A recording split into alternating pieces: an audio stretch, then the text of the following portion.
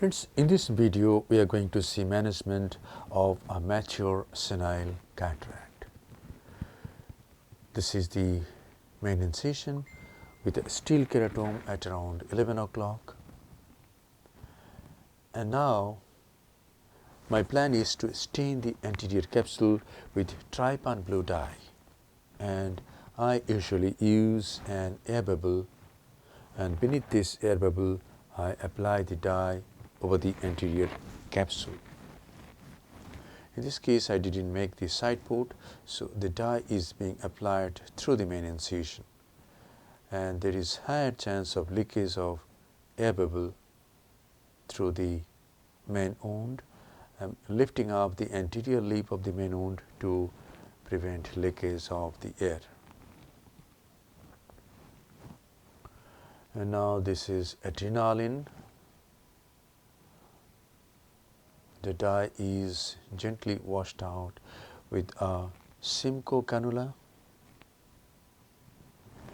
And now is the time to fill up the anterior chamber with a viscoelastic substance, and this is 2% hydroxypropyl methyl cellulose. And now a side port is made at around 2 o'clock. The incisions include some capillaries so that healing becomes good in the postoperative period. And now this is not an intumescent cataract, this is a mature senile cataract, but it is not intumescent. So the rhexis could be done at on-go without doing a mini rhexis. There was no raised intralenticular pressure in this case, and in such cases we can do rhexis at on-go.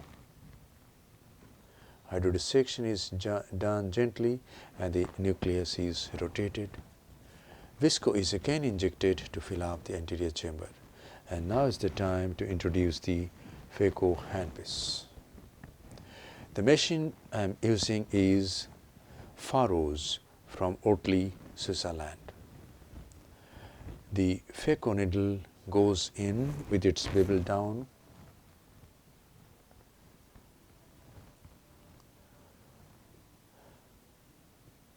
Here it is. The Phaco needle goes in.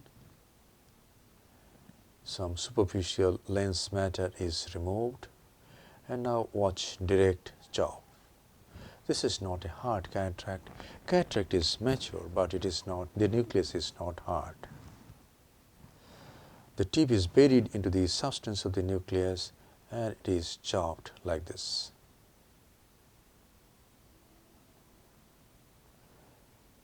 And now in this case my plan is to chop and emulsify. Chop, if the nuclear piece is free, emulsify it at the same time. Sometimes the piece is not free, and then I don't chase the piece, just go to the main bulk, chop and emulsify only the free nuclear pieces. Now the chopper has been removed so that the antechamber stability becomes more.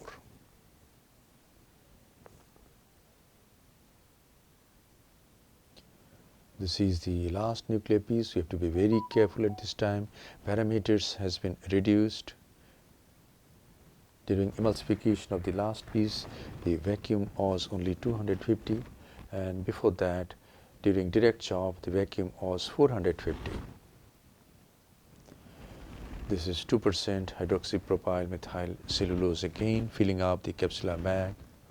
And now cortical matter is being removed by this 22 gauge Simcoe cannula.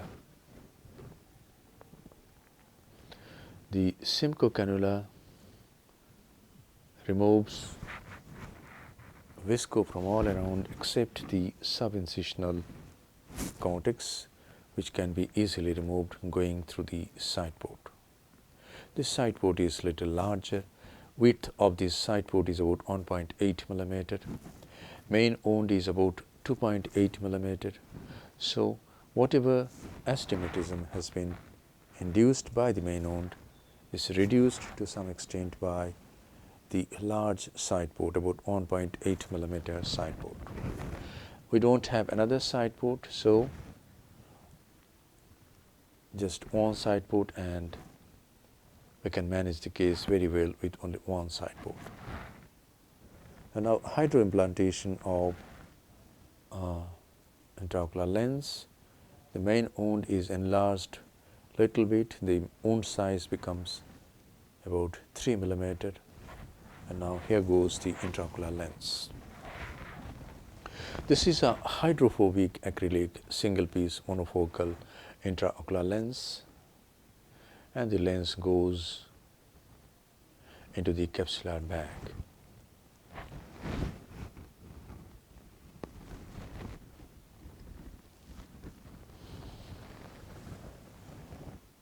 The lens is nicely placed in the capsular bag, and now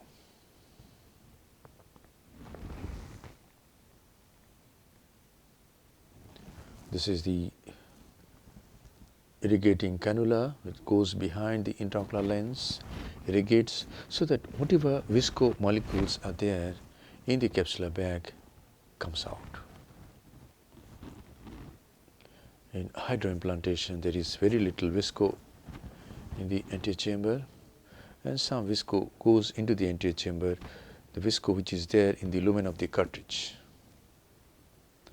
Now the side port is closed by hydrating corneal stroma on either side of this wound. The main wound has been constructed in such a way that it doesn't require any hydration.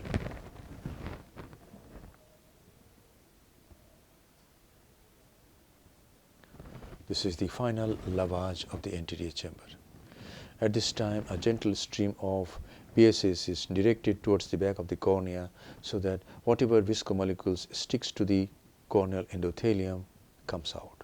The anterior chamber is nicely formed with BSS. Now the integrity of all the wounds are checked. There should not be any leakage from any wound. Then the few drops of moxifloxacin is applied over the ocular surface, and the case is concluded. Again, few drops of moxi. So, thank you very much for your attention. Hope this video will help you in developing your surgical skills. Be a great surgeon and serve your patients with love, respect, empathy, and great surgical competence.